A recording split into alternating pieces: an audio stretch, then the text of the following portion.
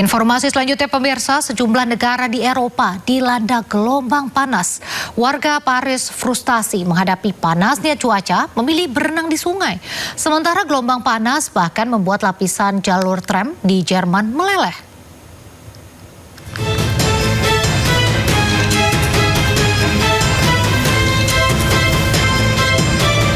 Warga Paris, Prancis memadati Kanal Saint-Martin di tengah melonjaknya suhu hingga 37 derajat Celcius.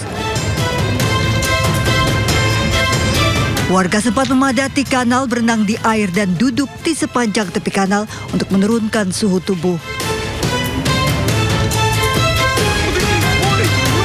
Kericuhan terjadi di berbagai toko di Prancis. Warga berebut membeli kipas angin dan pendingin ruangan di tengah serangan gelombang panas ekstrim. Lebih dari separuh wilayah Prancis berstatus siaga dengan suhu melampaui 40 derajat Celcius.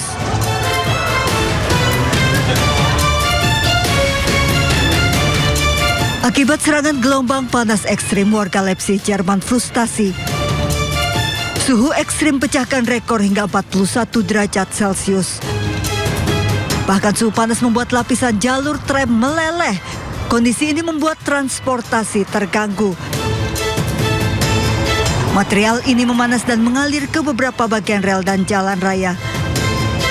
Gangguan ini memaksa layanan tram di berbagai kota dihentikan.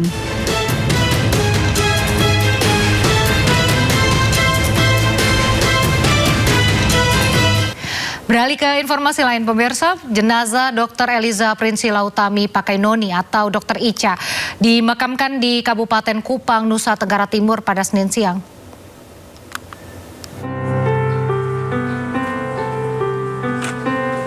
Misa pemakaman Dr. Eliza Prinsila Utami Pakainoni atau Dr. Ica dilakukan di rumah duka di perumahan RSS Baumata, Kabupaten Kupang, Nusa Tenggara Timur Senin siang.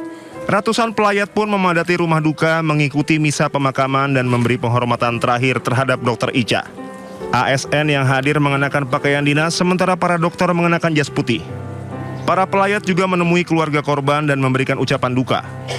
Jenazah Dr. Ica kemudian diberangkatkan menuju TPU Liliba menggunakan ambulans. Dr. Ica ditemukan meninggal gantung diri di rumahnya pada 26 Juni 2026 lalu.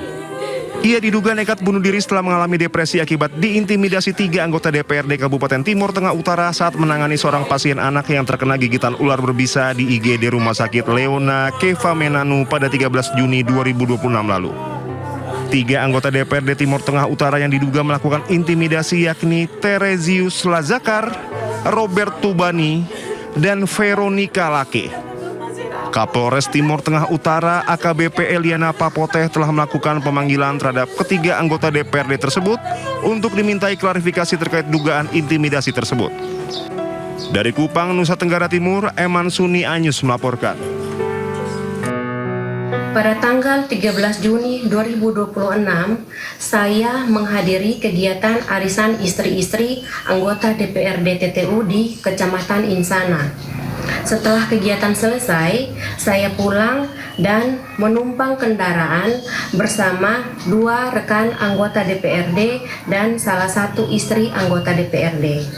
Salah satu rekan DPRD ikut dalam perjalanan dari Insana ke Keva untuk menjenguk ponakannya yang terkena gigitan ular berbisa dan sedang dirawat di Rumah Sakit Leona. Dalam perjalanan pulang, saya pun ikut membesuk karena ponakannya sementara dirawat di instalasi gawat darurat. Jadi kehadiran saya di rumah sakit bukan merupakan kunjungan yang direncanakan sebelumnya. Saya ikut bersama rombongan karena kebetulan pulang bersama mereka. Sesampainya di rumah sakit, 2 rekan saya terlebih dahulu masuk ke ruangan perawatan. Sementara saya masih berada di depan IGD berbincang dengan istrinya anggota. Di luar gedung pengadilan tipikor, massa yang terdiri dari pengemudi ojek online menggelar unjuk rasa sejak pagi. Massa menuntut keadilan dalam kasus korupsi yang menjerat Nadiem Makarim.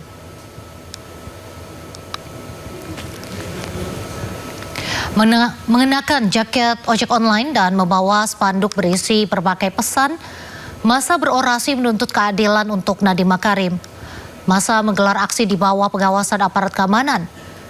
Nadiem divonis 10 tahun penjara dan denda 1 triliun rupiah oleh Pengadilan Tipikor usai terbukti dan bersalah dalam kasus korupsi laptop Chromebook.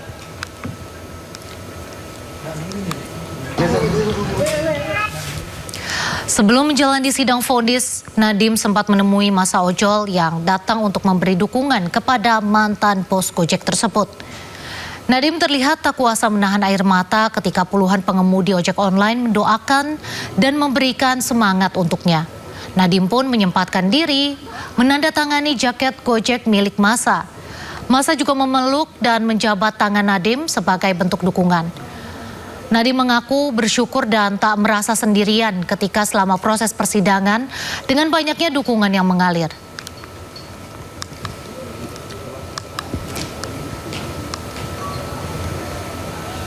Kita beralih ke kasus lain. Pemirsa, hari ini sidang pra-peradilan kasus tudingan ijazah palsu Joko Widodo dengan tersangka Roy Suryo kembali digelar. Setelah sidang perdana kemarin, hari ini sidang kembali digelar di Pengadilan Negeri Jakarta Selatan. Sidang mengagendakan mendengarkan tanggapan dari termohon Polda Metro Jaya. Polda Metro meminta hakim menolak seluruh gugatan Roy Suryo karena menganggap gugatannya tak berdasar. Ada hoax bahwa yang dimohonkan buktikan. Siap. Oke, ya ini kuasa-kuasa hukum saya ya. Ada bukti. Kuasa lagi. Siap. Woi. Roy Suryo meminta Hakim Pengadilan Negeri Jakarta Selatan memutus penangkapannya tidak sah dan melawan hukum. Roy nanti akan memutar rekaman video penangkapannya di ruang sidang. Tapi tiba-tiba para penyidik itu langsung naik, bahkan langsung masuk kamar tidur. Tersangka kasus tudingan dugaan ijazah palsu Jokowi Roy Suryo menggugah pra-peradilan Polda Metro Jaya terkait sah atau tidaknya penangkapannya. Sidang perdana pra-peradilan Senin pagi membacakan 4 permohonan pra-peradilan oleh Roy Suryo, yaitu menguji keabsahan penangkapan, upaya penahanan, penggeledahan serta status pencelakaan Roy Suryo. Roy Suryo sebagai pemohon menilai penangkapan, penahanan dan penggeledahannya melanggar hak asasi manusia serta melanggar hukum. Mengantisipasi andai kata tiba-tiba ada upaya untuk melakukan backdate.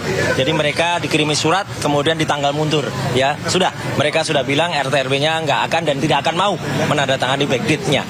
Yang kedua adalah soal satpam. Ya, satpam betul memang satpam diajak, tapi satpam ada 2 satpam yang digelandang ke rumah saya, digelandang.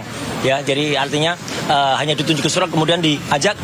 Roy Suryo juga akan membuka rekaman video penangkapannya di sidang pra-peradilan. Akan minta kepada pihak Pengadilan Negeri Jakarta Selatan untuk memberikan kami fasilitas berupa layar sehingga video-video yang menggambarkan proses penangkapan, penahanan, terutama penangkapan di rumah kediamannya Mas Roy itu akhirnya nanti kami buka kepada publik. Roy Suryo dan Dr. Tifa ditangkap Polda Metro Jaya Jumat 19 Juni.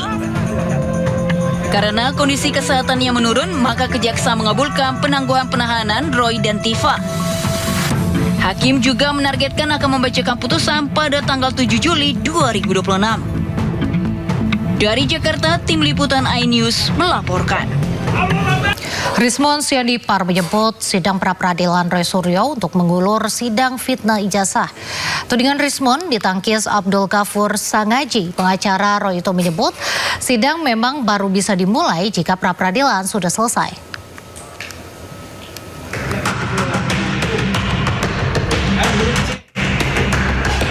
Tersangka fitnah ijazah Jokowi Roy Suryo telah jalani sidang pra-peradilan di Pengadilan Negeri Jakarta Selatan. Tak terima telah ditangkap, digeledah hingga ditahan, mantan Menpora ini menggugat Polda Metro Jaya.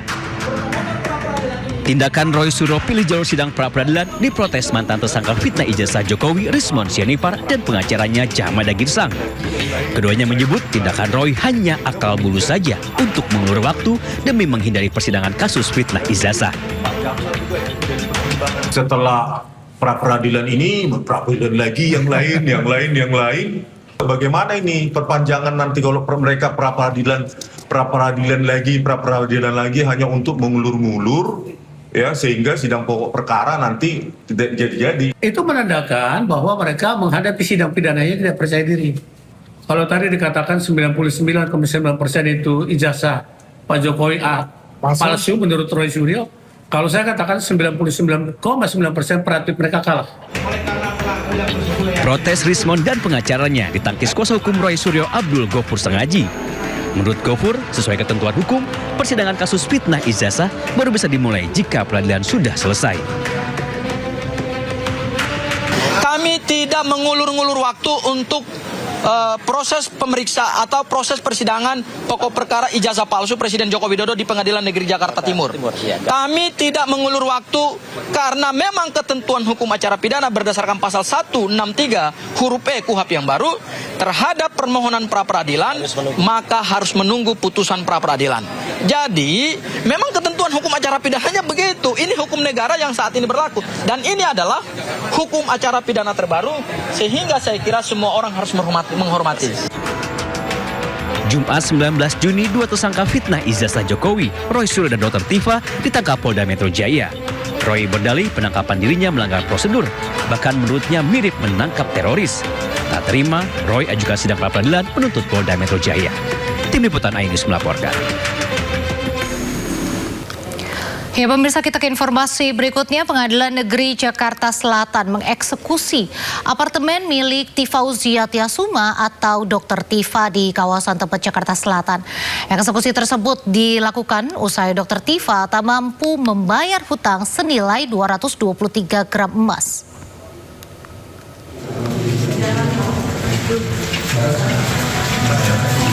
Usai gagal bayar kasus hutang piutang dengan seorang wanita bernama Sofia, apartemen milik Dr. Tifa di kawasan Tebet, Jakarta Selatan akhirnya disita jurusita Pengadilan Negeri Jakarta Selatan Senin siang. Eksekusi unit apartemen di lantai 26 tersebut dilakukan usai Dr. Tifa tidak dapat membayar utang sebesar 145 juta rupiah yang telah dikonversi menjadi emas seberat 223 gram. Kejadian bermula saat Dr. Tifa dan Sofia Natali berkenalan di sebuah multi-level marketing obat herbal tahun 2014 silam. Namun tiba-tiba pada tahun 2019, Dr. Tifa meminjam uang sebesar 50 juta rupiah. Berjalan dengan waktu, selama 1 tahun itu uang yang udah saya transfer ke dia sekitar 145 juta.